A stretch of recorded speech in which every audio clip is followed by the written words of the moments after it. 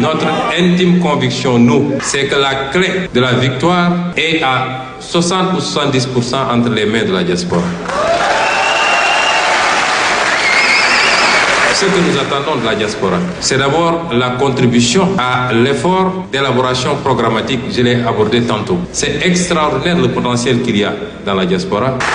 Nous voulons sentir ce plus qu'on voit souvent dans la diaspora, aussi bien dans des secteurs qui n'existent pas encore au Sénégal parce que nous sommes sous-développés, que des secteurs qui existent mais dans lesquels nous enregistrons un retard extraordinaire. Nous comptons sur vous pour cela. Ce que nous attendons ensuite de la diaspora, c'est qu'elle nous aide dans les levées de fonds indispensables à la conduite de ce projet, parce que la politique requiert des moyens.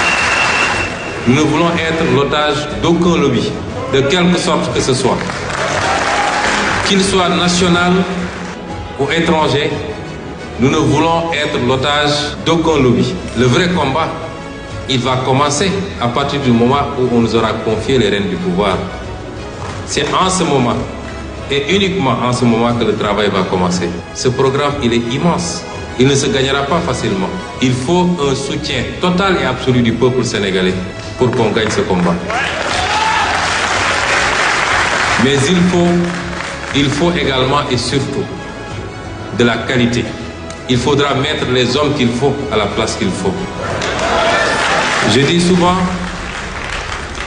souvent aux militants de PASTEF, je leur dis deux choses. La première, c'est que celui qui pense que du seul fait qu'il était, un terme qu'on aime bien au Sénégal, militant de la première heure, il a droit à une nomination ou à une élection, si on arrive au pouvoir, il se trompe.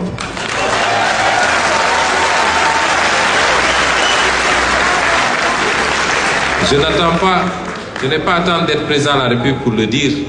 Je le dis dès à présent, parce que la conception que nos gouvernants se font du pouvoir, vous avez une fois entendu le président Macky Sall, énervé par les attaques de ses propres partisans, dire que le gâteau ne sera pas suffisant pour tout le monde. Parce que pour lui, le pouvoir, c'est un gâteau qu'il faut partager. Ce n'est pas notre conception et nous ne responsabiliserons que selon un ou deux seuls critères, à la limite 3. Le premier critère, c'est la compétence. Le deuxième critère, c'est la probité et l'intégrité. Et le troisième critère, c'est le patriotisme.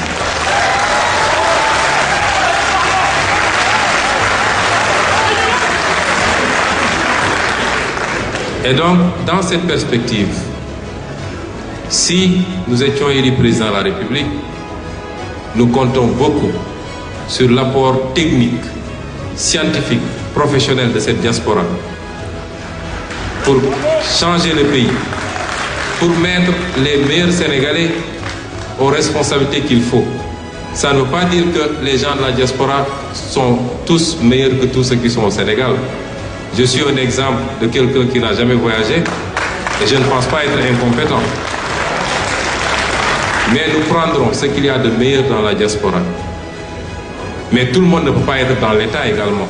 Ce que nous attendrons de la diaspora, c'est que nos concitoyens de la diaspora puissent revenir au pays lorsque nous aurons mis en place le cadre qu'il faut pour les accompagner, qu'ils reviennent investir, qu'ils reviennent entreprendre pour qu'on construise le pays.